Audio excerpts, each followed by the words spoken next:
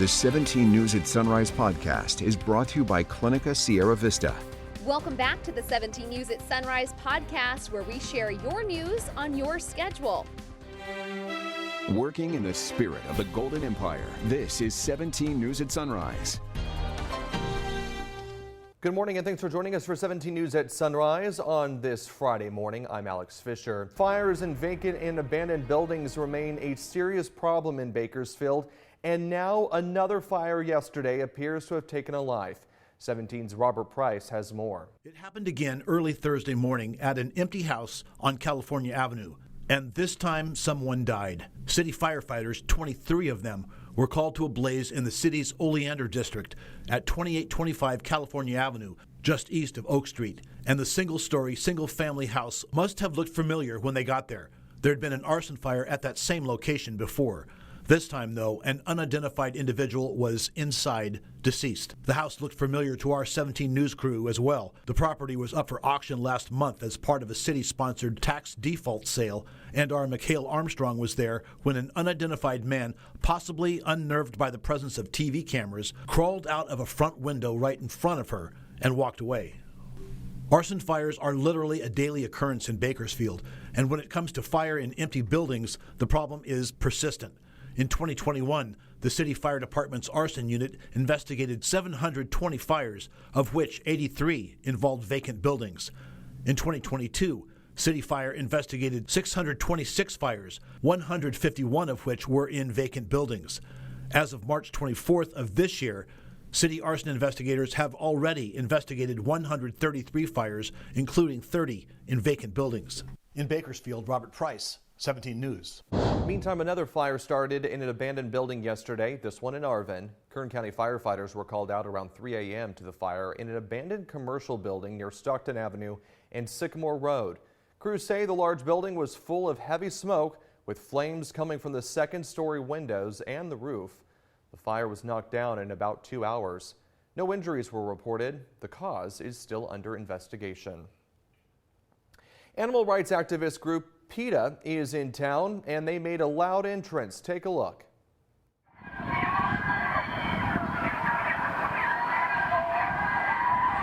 That is the so-called Hell on Wheels truck, plastered with images of real chickens crammed into crates on their way to a slaughterhouse, featuring recorded sounds of the birds' cry. It is part of PETA's new guerrilla marketing campaign, which is intended to encourage people to go vegan.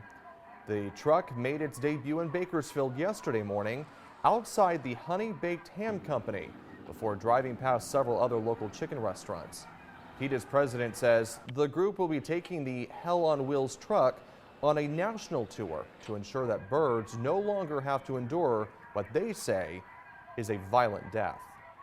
In other news this morning, Republican legislators in Tennessee expelled 2 of the 3 Democratic lawmakers who protested gun violence on the chamber floor. NBC's Bree Jackson is in Washington this morning with the very latest. Representative District expelled. An extraordinary move. Tennessee's Republican-led House expelling 2 Democrats from office. 1 week after the 2, plus a third colleague, led a gun control protest on the House floor. Show the society what it truly means to fight. What it truly means to get to the center of the conversation. To get to the issues that are at stake. It was an attempt to expel and silence a movement. Republicans fell short in their bid to oust Gloria Johnson. We are marching into fascism with a supermajority that has proven that absolute power corrupts absolutely. GOP members defend their decision, claiming the lawmakers violated chamber rules. Members that shut the order of this institution down silenced 7 million people. The rare expulsion sparked outrage. In a statement, President Biden called it shocking, undemocratic, and without precedent. This all comes on the heels of a mass shooting at a Tennessee elementary school. 6 people, including 3 children, died. renewing frustrated calls for action on gun laws. Isn't going to take guns away from law-abiding people, but getting rid of assault weapons that civilians don't need to have. With 2 now vacant seats in the Tennessee House, Tennessee's Republican governor must set a special election to fill them. What I anticipate And until a special election is held, county commissions will select interim representatives to fill the seat of the 2 now expelled lawmakers. In Washington, Bree Jackson, NBC News.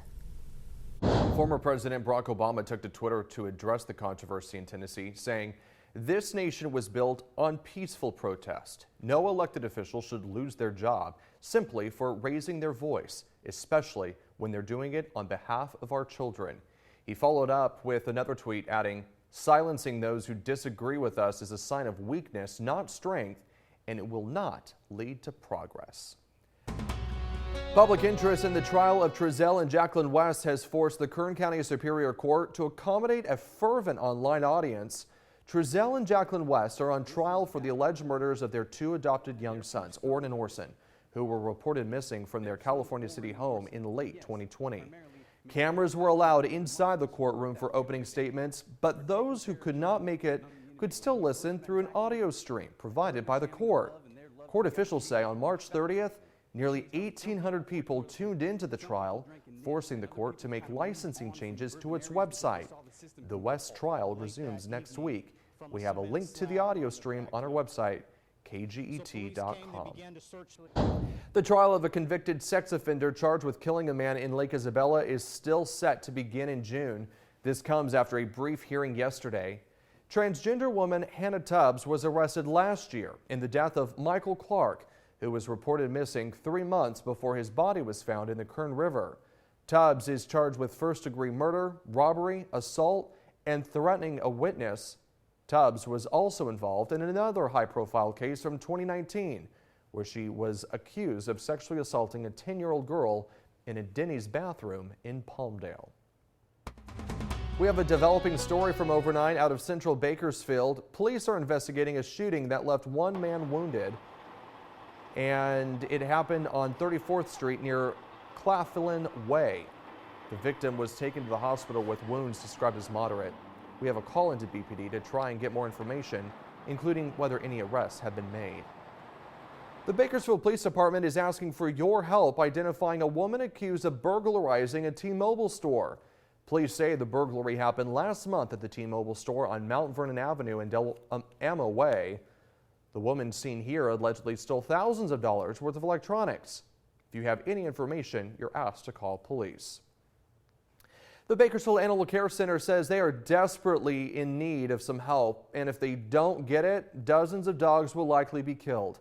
The care center says it needs to find foster homes for 30 to 40 dogs up until April 22nd, when they can transport the dogs to a rescue group.